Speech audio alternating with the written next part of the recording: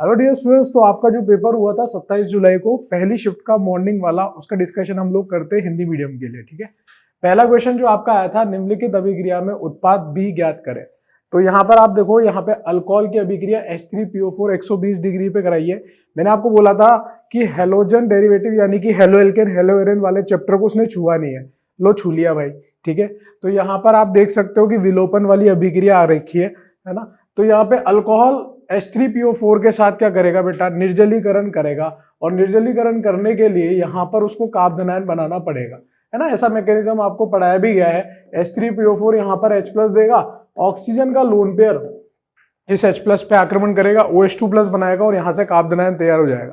फिर ये कार्बोनाइन क्या करेगा, 1,2 हाइड्राइड शिफ्ट करेगा। ऐसा क्यों कर रहा है, क्योंकि पूर्ण रूप से कार्बोनाइन बना है। यहाँ पर अल्फा हाइड्रोजन की संख्या 1 आ रही है, और जैसे ही मैं हाइड्रोजन को शिफ्ट कराऊंगा, हाइड्राइड को शिफ्ट कराऊंगा, ये 1 ये 2 पे तो आपका कार्बोनाइन आ जाएगा और 1 पे आपका हाइड्रोजन उठ के चले जाएगा। ऐसा करने से जो आपका कार्बोनाइन है वो पहले से ज्यादा स्थायी हो गया। 3 2 5 2 7, अल्फा हाइड्रोजन की संख्या बेटा 7 हो चुकी है। अब यहाँ पर क्योंकि H3PO4 120 डिग्री पे दिया है, तो यहाँ पर विलोपन होगा। और विलोपन कैसे होगा, जो बेटा यहाँ पर इस कार्बोनाइन के सापेक्ष में अल्फा स्थिति पर हाइड्रोजन होंगे। जैसे एक हाइड्रोजन ये वाला मौजूद है, एक हाइड्रोजन ये वाला मौजूद है और एक हाइड्रोजन ये वाला मौजूद है। हमें कौन सी एल्कीन बनानी है जो सबसे ज्यादा स्थायी एल्कीन होगी। मुख्य एल्कीन कौन सी बनेगी, जो ज्यादा स्थायी एल्कीन होगी। और स्थायी एल्कीन कैसे देखते हैं, अल्फा हाइड्रोजन की संख्या से देखते हैं। तो यहाँ पर आप देख सकते हो कि ये वाली एल्कीन का निर्माण होगा, और ये अल्फा ये अल्फा ये अल्फा, तो यहाँ पर इसके लिए बेटा 7 अल्फा हाइड्रोजन आ चुके हैं। इससे बढ़िया एल्कीन आपको देखने को नहीं मिलेगी। तो ये तो आपका ए उत्पाद बन गया बेटा। अल्कोहल फिनॉल ईथर वाले चैप्टर से आया है। हेलो एल्केन हेलो एरेन में ही हम लोग पढ़ा देते हैं इसको, इसलिए मैंने आपको हेलो एल्केन हेलो एरेन बोला था। ठीक है, हाइड्रोबोरेशन ऑक्सीकरण करना है इसका। और हाइड्रोबोरेशन ऑक्सीकरण जो होता है एल्कीन का, वो एंटी मार्कोनिकॉफ नियम के अनुसार होता है। और यहाँ पर सिन योग होता है, ये बताया था आपको। HBO जो होता है वो एंटी मार्कोनिकॉफ नियम, एंटी मार्कोनिकॉफ रूल के हिसाब से होता है। और यहाँ पर सिन योग होता है, जिसमें हमें जल को जोड़ना पड़ता है। और जल को कैसे जोड़ेंगे बेटा, दोनों OH और H को सेम साइड से जोड़ेंगे, जिसमें हम लोग OH को यहां रखेंगे और H को यहां रखेंगे। ऐसा करने से यहां जो उत्पाद बनेगा वो यहां CH3 और यहां पर OH बन जाएगा। तो ऐसा उत्पाद आप देख लो जहां पर 2-मेथिल साइक्लोहेक्सेनॉल बन रहा हो, वो कौन सा है। ये तो 1-मेथिल साइक्लोहेक्सेनॉल है, ये रहा 2-मेथिल साइक्लोहेक्सेनॉल, यानी कि बी ऑप्शन आपका बिल्कुल करेक्ट ऑप्शन है ना। काफी अच्छा सवाल है, क्योंकि यहाँ पर आपको पुनर्विन्यास देखने को भी मिल रहा है, और यहाँ पर आपका विलोपन का पहली बार सवाल आया, तो एक अच्छा सवाल माना जाएगा। CH3I + I2 CH4 + HI देता है। कौन सा अभिकर्मक अभिक्रिया को पश्च जाने से रोकता है। पश्च जाने से मतलब पीछे नहीं जानी चाहिए, अभिक्रिया आगे आनी चाहिए। आगे क्यों आती है बेटा, आपको भर भर के पढ़ाया जाता है कि जब भी हम आयोडीनीकरण करते हैं तो आयोडीनीकरण एक उत्क्रमणीय अभिक्रिया होती है, और उस अभिक्रिया को अनुत्क्रमणीय बनाना है। तो इस जो HI है ये कैसा होता है बेटा, बहुत अच्छा अपचायक होता है। कैसा होता है, अपचायक होता है, बहुत अच्छा रिड्यूसिंग एजेंट होता है। अगर इस अपचायक को किसी ऑक्सीकारक के साथ मिला दिया जाए तो ये क्या करेगा बेटा, ये अपचायक जब किसी ऑक्सीकारक के साथ मिला दिया जाए, और यहां पर प्रबल ऑक्सीकारक कौन से होते थे, HiO3 होता था, HNO3 होता था। क्लासरूम के अंदर पढ़ाया जाता है बेटा, सांद्र HiO3 ले लो, सांद्र HNO3 ले लो। HI जो है वो सांद्र HiO3 या सांद्र HNO3 के साथ आपको क्या दे देता है, I2 दे देता है। और I2 किस साइड में आ रहा है बेटा, I2 आपका अभिकारक वाली तरफ आ रहा है, यानी कि अभिकारक वाली तरफ चीजें बढ़ रही है। और ली चाटिलियर सिद्धांत क्या बोलता है कि जिस तरफ से चीजें कम होने लगे अभिक्रिया उस तरफ चलने लगती है। तो कम किधर हो रही है आपकी, उत्पाद वाली साइड में, तो अभिक्रिया किस तरफ चलेगी, उत्पाद की तरफ चलेगी। तो यहाँ पर तनु HNO2, तनु तो नहीं होगा बेटा, सांद्र होता तो ले लेते। सांद्र HiO3, सांद्र HiO3 आपका सही है। HClO नहीं होगा, अमोनिया नहीं होगा। ठीक है, अब हमें ऑक्सीकारक चाहिए तो ऑक्सीकारक हमारा HiO3 होगा बेटा। बढ़िया, क्लियर, सिंपल था ये भी। निम्नलिखित यौगिकों को बढ़ते हुए स्थायी क्रम में जमाएं। वापिस से GOC से सवाल आया बेटा, GOC भी फेवरेट टॉपिक बना हुआ है। कार्बोनाइन का यहाँ पर आपको स्थायी बतानी है, तो यहाँ पर आप पहला कार्बोनाइन देखोगे तो वो तो कैसा है बेटा, अनुनाद स्थायी है। यहाँ पर तो आपका अनुनाद चल रहा है। यह कार्बोनाइन आपका sp2 कार्बन पर है, यह कार्बोनाइन आपका sp3 कार्बन पे, कार्बन sp3 है बेटा, ठीक है ना, ध्यान रहे। यह कार्बन आपका sp है, sp कार्बन पे कार्बोनाइन, sp3 कार्बन पे कार्बोनाइन, sp2 कार्बन पे कार्बोनाइन। भाई इस कार्बन का संकरण कार्बोधनायन की वजह से अलग बात हो गई, लेकिन कार्बन अगर कार्बोधनायन नहीं होता तो sp2 होता है, ये बताने की कोशिश कर रहा हूं मैं। ठीक है, ये विनाइलिक कार्बोधनायन है, ये एसिटाइल वाला कार्बोधनायन है, और ये आपका जो आपका नॉर्मल कार्बोधनायन होता है। यहां पर भी आप देखोगे ये कार्बोधनायन के लिए कितने अल्फा हाइड्रोजन मौजूद है बेटा, 3 अल्फा हाइड्रोजन।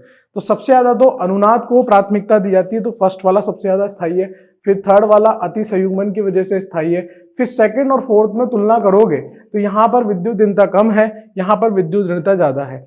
तो जितनी ज्यादा विद्युत ऋणता होगी उस पर धनायन उतना अधिक अस्थायी होगा, या आप ऐसे बोल सकते हो जितनी कम विद्युत ऋणता होगी उस पर धनायन ज्यादा स्थायी होगा। तो फर्स्ट थर्ड और सेकंड और फिर फोर्थ, तो 1 3 2 4 वाला ऑप्शन आप देख लो, पहला ही ऑप्शन आपको देखने को मिल रहा है। अनुनाद आपको भर भर के पढ़ाया जाता है कार्बोधनायन का, ये कि अनुनाद सबसे ज्यादा स्थायी करता है, फिर आपका अति संयुग्मन करता है, फिर प्रेरणिक प्रभाव करता है। और अगर यहीं पे एरोमेटिक वाला कॉन्सेप्ट आता तो फिर एरोमेटिक वाले को सबसे पहले ले लेते। नेक्स्ट है बेटा, एनिलीन का क्षारीय सामर्थ्य एसिटामाइड से कम है। एनिलीन क्या होता है पहले तो ये देखो आप, एनिलीन आपका यहां पर नाइट्रोजन और उस पे लोन पेयर होता है, जबकि एसिड अमाइड क्या होता है, 2 कार्बन वाला अमाइड, ये आपका एसिटामाइड है। यहां पर भी नाइट्रोजन का लोन पेयर अनुनाद में जा रहा है, यहां पर भी नाइट्रोजन का लोन पेयर अनुनाद में जा रहा है, लेकिन यहां पर जो अनुनाद में जा रहा है तो ये CO समूह के साथ जा रहा है, और CO समूह का भयंकर -M होता है। यहां पर -M की तुलना करोगे दोनों में तो इसका -M ज्यादा होगा, जबकि इस बेंजीन वाले का -M जो है वो इससे तो कम ही होगा। मैंने 2 एरो बनाया, इसका ज्यादा है इसका कम है। अच्छा, -M जिसका ज्यादा होगा तो वो लोन पेयर को अपनी ओर आकर्षित करेगा, यानी कि उस समय पर नाइट्रोजन का जो लोन पेयर है वो देने के लिए कम अवेलेबल रहेगा, उसकी देने की टेंडेंसी कम होगी, और जितनी ज्यादा यौगिक की देने की टेंडेंसी होती है उतना उसका क्षारीय सामर्थ्य ज्यादा होता है। यानी कि अगर हम इन दोनों में तुलना करें तो क्षारीय सामर्थ्य तो एनिलीन का ज्यादा है, एसिटामाइड का कम है। यानी कि पहला स्टेटमेंट तो गलत लिखा हुआ है, मेरे हिसाब से बात समझ में आ रही होगी। दूसरा क्या लिखा है कि एनिलीन में जो नाइट्रोजन है, एनिलीन में नाइट्रोजन का एकाकी इलेक्ट्रॉन युग्म, एकाकी इलेक्ट्रॉन युग्म का मतलब क्या है बेटा, लोन पेयर। ठीक है, एकाकी इलेक्ट्रॉन पेयर का मतलब लोन पेयर अनुनाद में जाता है। तो ये बात तो बिल्कुल सही है कि यहाँ पर जो एकाकी इलेक्ट्रॉन युग्म है ये यहाँ पर किस में जा रहा है बेटा, अनुनाद में जा रहा है। आपको दिख रहा होगा बेंजीन के साथ संयुग्मन में आ रहा है। तो कथन तो गलत है लेकिन कारक वाली बात सही है, तो कथन गलत है एवं कारक सही है, सी ऑप्शन आपका यहाँ पर करेक्ट होगा। बेसिक स्ट्रेन के सवाल आपको बहुत अच्छे से करवा रखे हैं। बेसिक स्ट्रेन का मतलब क्या है, जितनी ज्यादा इलेक्ट्रॉन देने की टेंडेंसी होती है उतनी ज्यादा यौगिक कैसा होता है, उसका क्षारीय सामर्थ्य उतना ज्यादा होता है। और देने की टेंडेंसी कब होगी, जितनी ज्यादा +M +H +I वाले समूह लगे होंगे, और जितने कम -M -H -I वाले समूह लगे होंगे। बस आपको यही पता होना चाहिए कि किसका -M किसका +M ज्यादा होता है, किसका कम होता है। ठीक है, GOC का क्वेश्चन है अगेन। इथेन के सांतरित एवं ग्रसित रूप होते हैं। तो देखो यहां पर बेटा ये रोटामर लिखा हुआ है, रोटामर का मतलब संरूपण ही होता है। रोटामर बोल लो, कन्फर्मर बोल लो, एक ही बात है, और इसका मतलब संरूपण ही होता है। और इथेन में सांतरित और ग्रसित रूप की बात कर रहा है, तो इथेन का जो सांतरित रूप होगा वो कुछ ऐसा होगा, यहाँ हाइड्रोजन, यहाँ हाइड्रोजन, यहाँ हाइड्रोजन होगा, यहाँ पे हाइड्रोजन, यहाँ पर हाइड्रोजन, यहाँ पर हाइड्रोजन होगा। और जब इसका ग्रसित रूप बनाऊंगा, सॉरी ये तो ग्रसित रूप था बेटा, सांतरित रूप बनाऊंगा तो सांतरित रूप कैसा होगा, ये हाइड्रोजन, ये हाइड्रोजन, ये हाइड्रोजन, ये हाइड्रोजन, ये हाइड्रोजन, ये हाइड्रोजन, ये तो आपका है सांतरित रूप, और ये है आपका ग्रसित रूप। ठीक है, अलग अलग डायहेड्रल कोण पे ये आपको देखने को मिलेंगे, ग्रसित रूप और सांतरित रूप। ये इथेन के किस वजह से बन रहे हैं, संरूपण समावता दर्शाने की वजह से बन रहे हैं, क्योंकि यहाँ पर सिग्मा बंध के सापेक्ष क्या होगा, मुक्त घूर्णन होगा। ये जो कार्बन कार्बन का सिग्मा बंध है उसके सापेक्ष यहाँ पर मुक्त घूर्णन होने के कारण ये सारी यहाँ पर रूप देखने को मिलेंगे, और ये सब कुछ संरूपण समावता के अंदर आता है, मुक्त घूर्णन है ना। ए ऑप्शन बिल्कुल करेक्ट हो जाएगा आपका। निम्नलिखित में से कौन 2,4 DNP के साथ नारंगी रंग देता है। तो देखो 2,4 DNP परीक्षण आपको बताया था कि 2,4 DNP के अंदर यहां पर आपका NH2 होता है, यहां पर आपका NO2 होता है, यहां पर भी आपका NO2 होता है। इसको बोलते हैं 2,4 डाई नाइट्रोफेनिल हाइड्राजीन। क्या बोलते हैं, 2,4 डाई नाइट्रोफेनिल हाइड्राजीन। इसी को बेटा ब्रेडीज अभिकर्मक क्या बोलते हैं, ब्रेडीज अभिकर्मक या फिर इसी को बोलते हैं बोर्श अभिकर्मक। ब्रेडिस बोल लो चाहे बोर्श बोल लो, सभी इसी के नाम है। और इसके लिए आपको शॉर्ट ट्रिक भी बताई थी बिपाशा रोय, आपको शॉर्ट ट्रिक बताई थी बिपाशा रोय आकर। तो बी का मतलब तो क्या है बेटा, ब्रेडिस रिएजेंट। आर का मतलब क्या है, रेड। ओ का मतलब क्या है, ऑरेंज। और वाई का मतलब क्या है, येलो। ये तो हो गए रंग। और रेड जो आएगा वो इसका, के का और ये ए आर का। ए क्या है आपका अल्डिहाइड, के क्या है आपका कीटोन, और ए आर क्या है आपका एरोमेटिक अल्डिहाइड। ठीक है ना। तो एरो सिंपल अल्डिहाइड का तो लाल रंग आता है, कीटोन का आपका नारंगी रंग आता है, और एरोमेटिक अल्डिहाइड का आपका पीला रंग आता है। ये ट्रिक आपको याद रखनी है आगे के अटेम्प्ट्स के लिए भी। बिपाशा रोय आकर। अब यहां पर देख लो आप, ऑरेंज कलर चाहिए मुझे। ऑरेंज कलर किसका आता है, यानी कि कीटोन का आता है। तो कीटोन कहां पर मौजूद है, तो यहां पर पहले ऑप्शन में कीटोन मौजूद है, COCH3। बाकी तो ये तो आपका एस्टर है, ये आपका कार्बोक्सिलिक है, ये आपका एस्टर है। ए ऑप्शन बिल्कुल करेक्ट हो जाएगा, मेरे हिसाब से बात समझ में आनी चाहिए। देखो ये क्वेश्चन आ गया दैनिक जीवन में रसायन। मैंने आपको पिछले टाइम में जब डिस्कशन किया था तो बोला था कि बहुलक से क्वेश्चन आ रहा है, ठीक है, और आपका जैव से क्वेश्चन आ रहा है, लेकिन दैनिक जीवन में रसायन से क्वेश्चन नहीं आ रहा। तो उससे आने के पूरे पूरे चांसेस है, तो वहां से आपका ये क्वेश्चन आ चुका है। ठीक है, तो यहां पर सबसे पहले लिखा है अर्सफिनेमिन। अर्सफिनेमिन जो होता है बेटा वो आपका प्रतिजैविक होता है। प्रतिजैविक का मतलब एंटीबायोटिक। एंटीबायोटिक क्या होती है बेटा, एंटीबायोटिक हम लोग जो दवा मुंह के द्वारा लेते हैं, जिससे हमारे अंदर के जो भी बैक्टीरियाज वगैरह है उसको खत्म करने के लिए हम लोग एंटीबायोटिक मुंह के द्वारा जो दवाई ली जाती है उसको एंटीबायोटिक बोलते हैं। ठीक है ना। तो वो कौन सी है आपकी, अर्सफिनेमिन। तो पहला ऑप्शन तो ए से मिल गया, याद होगा तभी कर पाओगे, नहीं तो नहीं कर पाओगे। ठीक है ना। नेक्स्ट है आपका वेलियम। वेलियम जो है वो प्रशांतक के रूप में काम आता है। प्रशांतक को अंग्रेजी में ट्रैंकुलाइजर भी बोलते हैं, है ना। जब कोई मरीज डिप्रेशन का शिकार हो जाता है या फिर कोई पागल जैसी हरकतें करने लगता है तो उसको फिर ट्रैंकुलाइजर दिए जाते हैं, जिसको प्रशांतक बोलते हैं, जिससे दिमाग में उसके थोड़ी सी शांति आए। ऐसा कब होता है, जब नॉर एड्रेनलिन नाम का हार्मोन रिलीज होना कम हो जाता है, तो उसको बढ़ाने के लिए प्रशांतक दिए जाते हैं। तो यहाँ पर वेलियम जो है वो एक प्रशांतक के तौर पे काम करता है बेटा। ठीक है, वेलियम हो गया, क्वेनिल हो गया, ये सब एग्जांपल आपको ट्रैंकुलाइजर के अंदर दिए हुए हैं। एनसीईआरटी से कुछ भी बाहर नहीं है यहाँ पे। फ्यूरासिन नाम की ट्यूब तो आपने देखी होगी, मार्केट में मिलती है। जब अपने पिंपल वगैरह या फोड़ा फुंसी कुछ इस टाइप का हो जाता है तो उस समय फ्यूरासिन जो है चमड़ी पे लगाया जाता है, और उसको लगाने के बाद वो पूरी तरह से ठीक हो जाता है। तो ये किस तरह की क्रीम है, एक एंटीसेप्टिक टाइप की क्रीम है। जैसे बोरो प्लस आती थी, बोरोलिन आती थी, वैसे ही फ्यूरासिन भी होती है। लेकिन इसको तभी लगाया जाता है जब ज्यादा दिक्कत हो, मतलब फोड़ा फुंसी टाइप का ज्यादा प्रॉब्लम हो जाए ना। रेगुलर यूज के लिए नहीं होती फ्यूरासिन। तो प्रतिरोधी यानी कि एंटीसेप्टिक। देखो एंटीसेप्टिक और एंटीबायोटिक में ज्यादा अंतर नहीं है। एंटीसेप्टिक जो है वो शरीर के ऊपर लगाया जाता है, उसको खा नहीं सकते। एंटीबायोटिक को खाया जाता है, बात समझ रहे हो आप। तो फ्यूरासिन जो है वो आपका एंटीसेप्टिक हो जाएगा। तो पहले का ए, दूसरे का बी, तीसरे का सी। पहला ही ऑप्शन यहां पर मैच कर रहा है। क्लियर।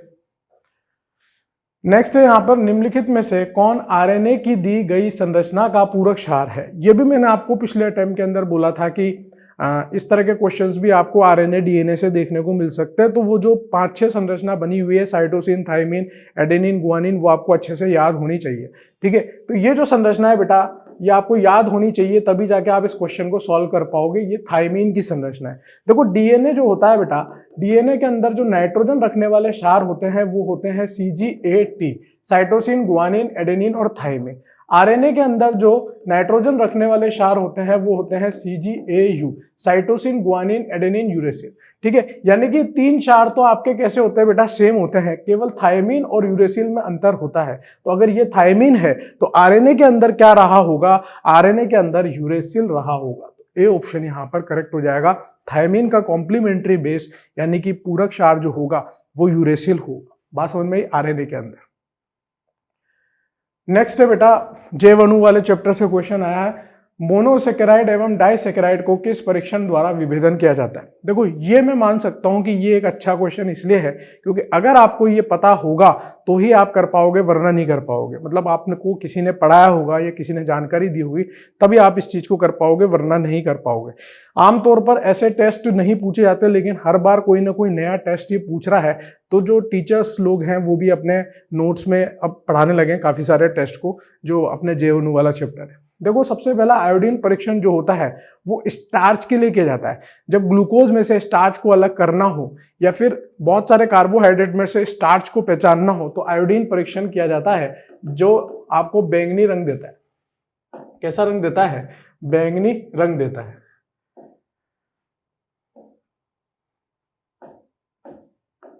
यहां पर मैं अंग्रेजी में लिख देता हूं थोड़ा सा, तो स्टार्च, ठीक है।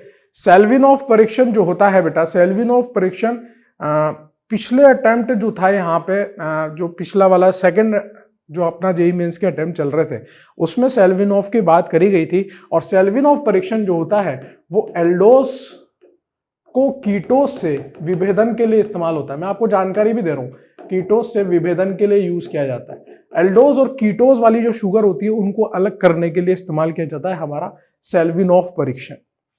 बरफोर्ड परीक्षण जो है, बरफोर्ड परीक्षण मोनोसेकेराइड और डाइसेकेराइड को अलग करने के लिए काम में लिया जाता है। ऐसा इसलिए होता है कि बेटा यहां पर जो कॉपर एसीटेट होता है, कॉपर 2 एसीटेट, कॉपर 2 एसीटेट जो होता है आपका बरफोर्ड परीक्षण में, ये आपका अभिकारक होता है, अभिकर्मक होता है कॉपर 2 एसीटेट। और ये क्या करता है बेटा, मोनोसेकेराइड के साथ लाल रंग दे देता है 30 सेकंड या 40 सेकंड के अंदर ही, जबकि डाइसेकेराइड के साथ या तो देगा ही नहीं, और देगा तो बहुत लंबे टाइम बाद देगा। कौन सा कलर देता है यहाँ पर? ब्रिक रेड, ईट जैसा लाल रंग। याद है आपको जैसे फेलिंग परीक्षण में आता था ब्रिक जैसा लाल रंग, यानी कि ईट जैसा लाल रंग, वही कॉपर 2 एसीटेट यहाँ पर भी ब्रिक रेड देगा। मोनोसेकेराइड के साथ तो तुरंत दे देगा, मोनोसेकेराइड के साथ लगभग 30 सेकंड से 40 सेकंड के भीतर ही दे देता है, जबकि डाइसेकेराइड के साथ या तो देगा ही नहीं, डाइसेकेराइड के साथ या तो देगा ही नहीं या लंबे समय में देगा, लंबे समय बाद देगा, लंबे समय बाद देगा या देगा ही नहीं। तो इससे हम मोनोसेकेराइड्स और डाइसेकेराइड्स को अलग कर सकते हैं। बाकी मोनोसेकेराइड और डाइसेकेराइड आपको पता होने चाहिए। डाइसेकेराइड जैसे हमारे सुक्रोज हो गया, माल्टोज हो गया, लैक्टोज हो गया। मोनोसेकेराइड ग्लूकोज, फ्रक्टोज, गैलोज, गुलोज, गैलेक्टोज, आइडोज, जाइलोज, ये सब हमारे क्या है? मोनोसेकेराइड्स है ना। तो यहाँ पर बरफोर्ड परीक्षण से हम लोग इन दोनों को अलग कर सकते हैं। टोलन परीक्षण की बात करें बेटा, तो टोलन परीक्षण यहाँ पर आंसर हो सकता था, लेकिन केवल एकमात्र यहाँ पर डाइसेकेराइड होता है जो टोलन परीक्षण नहीं देता, वो सुक्रोज होता है।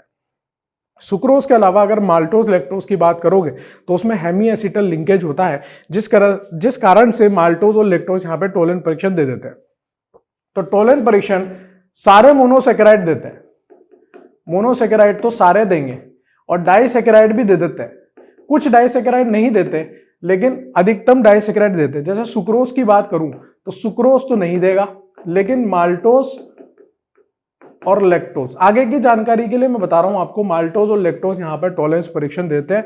क्यों? क्योंकि इनमें हेमी एसिटल लिंकेज होते हैं। ये क्लासरूम में पढ़ाते हैं, मतलब ऐसी कोई बड़ी चीज नहीं है। हेमी एसिटल लिंकेज होते हैं इसमें प्रेजेंट, इसमें हेमी एसिटल लिंकेज होने के कारण ये देता है। तो यहां पर आपका आंसर क्या आ जाएगा? बरफोर्ड परीक्षण आ जाएगा। मेरे हिसाब से बात क्लियर होनी चाहिए, ठीक है। तो एक क्वेश्चन तो आपका जयवनु से आया, ये अच्छा क्वेश्चन है। जानकारी होगी तो सही है, नहीं होगी तो आप इसमें तुक्का भी नहीं मार सकते, ठीक है। यहां पर आप देखोगे ये सिंपल क्वेश्चन है, इतना हार्ड नहीं था, क्योंकि यहां पर बस आपको आरएनए की बात करी गई है। तो साइटोसिन, एडेनिन और ग्वानिन, ये तो डीएनए में भी होता है, आरएनए में भी होता है। तो एक यूरेसिली अंतर दिख रहा था, तो आप तुक्का मार के भी इसको सही कर सकते थे। यहां पर इसकी बात करें तो वेलियम वाला एग्जाम्पल तो भर भर के सब लोग पढ़ाते हैं। तो वेलियम प्रशांतक होता है, तो उससे आपका काफी सारा यहां पर ऑप्शन हिट कर जाता है। और फ्यूरासिन जो है उसके बारे में भी बहुत सारे बच्चों को या लोगों को जानकारी होती है कि भाई चमड़ी पे लगाई जाती है, तो उससे भी आप यहां पर ऑप्शन को बिठा सकते थे। बाकी तो देखो पढ़ना ही पड़ेगा। ये आपको क्लासरूम में पढ़ाया जाता है। ये कोई एक अच्छा क्वेश्चन नहीं है, ये नॉर्मल क्वेश्चन है, लेकिन ठीक है, जेईई मेंस के हिसाब से ठीक है, ठीक है ना। ये बहुत लल्लू क्वेश्चन है, इसके बारे में तो क्या बताएं, तो हर कोई पढ़ाता ही है। ये लल्लू क्वेश्चन है जीओसी का, लल्लू क्वेश्चन जीओसी का, ये भी नॉर्मल क्वेश्चन है फोटो हेलोजिनीकरण वाले का। ये एक अच्छा क्वेश्चन, ठीक है, जेईई मेंस के हिसाब से ठीक क्वेश्चन था। तो ये कुछ 9 क्वेश्चंस आपके सामने आए थे, ठीक है, जिसमें से 2 क्वेश्चन मैं मान सकता हूँ कि अच्छे लेवल के क्वेश्चन है, बाकी तो सिंपल से क्वेश्चन थे, ठीक है। तो आपका अच्छा ही गया होगा paper. Thank you so much, best of luck for your future.